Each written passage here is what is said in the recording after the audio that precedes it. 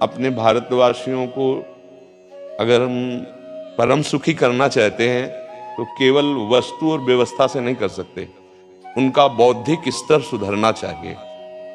आज हमारे समाज का बौद्धिक स्तर गिरता चला जा रहा है। हम सुविधाएं दे देंगे, लेकिन उनके हृदय की जो मलिनता है, जो हिंसात्मक वृत्ति है, जो अपवित्र बुद्धि है, ये जब तक ठीक नहीं होगी, बार बार हम सबसे निवेदन करते हैं कि ये जो हमारी नई पीढ़ी है, इसी से हमारे राष्ट्र की रक्षा करने वाले प्रकट होते हैं। अब हमारी शिक्षा केवल आधुनिकता का स्वरूप लेती जाए, पहले बुद्धि शुद्ध होनी चाहिए।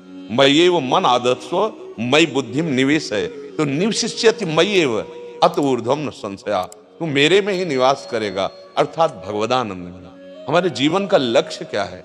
हमें जितना राम जी प्रिय हैं, कृष्ण जी प्रिय हैं, उतने ही भारत देश हमारे लिए प्रिय है। व्यभिचार का इतना बढ़ता स्वरूप, हिंसा का इतना बढ़ता स्वरूप, ये बहुत ही विपत्तिजनक है, क्योंकि सुख का स्वरूप विचार से होता है। सुख और दुख की स्थिति सत्य नहीं है, आगमा पाइनो अनित्यास, लेकिन हमारा विचार और विचार हमारा गंदा हो रहा है। बस अगर विचार शुद्ध है तो राष्ट्र प्रियता, जन सेवा, समाज सेवा, ये सब स्वाभाविक होने लगेगा। और विचार अशुद्ध है तो सुविधाएं बहुत हैं, उनका दुरुपयोग हो रहा है। बिना अध्यात्म को समझे, दुख सुख की समानता बिना किए परम सुख का अनुभव हो ही नहीं सकता। इस मायाकृत भोग पदार्थों को भगवान ने दुख योनया कहा है। बहुत सुंदर मानव जीवन का स्वरूप है, जिसे देव दुर्लभ कहा गया। दुर्लभो मानुषो देहो, लेकिन क्या दुर्लभता शब्द स्पर्श रूप रस गंध दुर्लभ है किसी सच्चिदानंद सुख के लिए, और उस सुख को तो हम भूले हुए एकदम शब्द स्पर्श रूप रस गंध के प्रवाह में चले जा रहे हैं, और इसी को सौभाग्य समझ रहे हैं कि हमें सुख प्राप्त हो रहा है। नहीं, मदिरा में, हिंसा में, द्यूत कीड़ा में, व्यभिचार में, इसे दोष नहीं समझा जा रहा है। और हमारे शास्त्र और हमारा धर्म इसको निषेध करता है।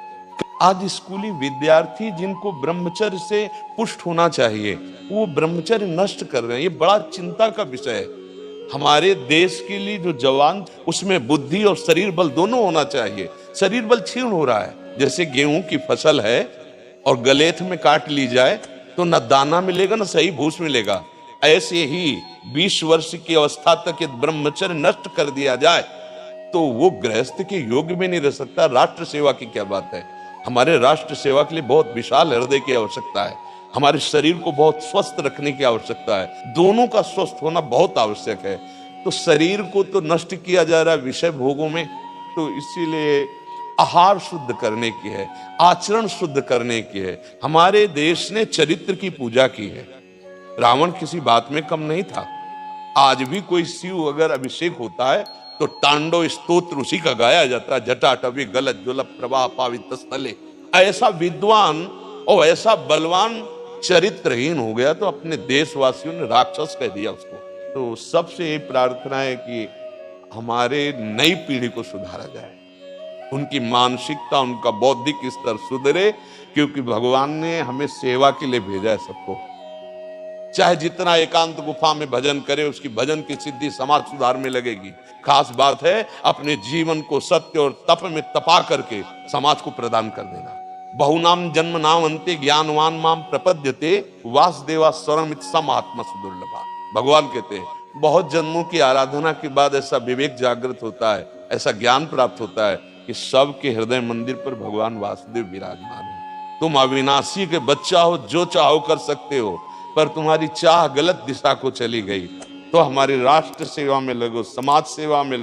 बूढ़े बूढ़े माता पिता को जवान बच्चे निकाल दे रहे हैं। हम किसी ज्ञान के योग्य नहीं थे, अपनी रक्षा नहीं कर, उन्होंने हमारा मल धोया।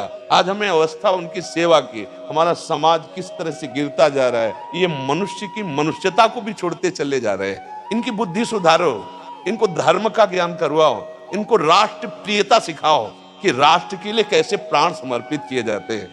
परंतु क्या होगा, ऐसी चिंता मन में आती है। इनके भी मन में आती है, उनके भी, सबके मन में रहेगी जी। इसका उत्तर सीधा ये है कि क्या हम श्री कृष्ण पर भरोसा नहीं करते? क्या बात है। अगर भरोसा दृढ़ है तो वही होगा जिसे कहा जाता है परम मंगल में। परम मंगल होगा, कदम पीछे नहीं। 3 प्रकार की लीलाएं भगवान की हो रही हैं, एक सृजन और एक पालन और एक संहार। जिस समय जैसा आदेश होगा हम उनके दास हैं वैसा ही करेंगे। हाँ, बिल्कुल संशय नहीं करना। जैसे आप अपने लोगों को तैयार किया श्री कृष्ण ने, ऐसे ही आपके इन्हीं में से एक तैयार हो जाएगा जो बहुत जोर का संभालेगा। आपको चिंता नहीं करना आगे क्या होना है।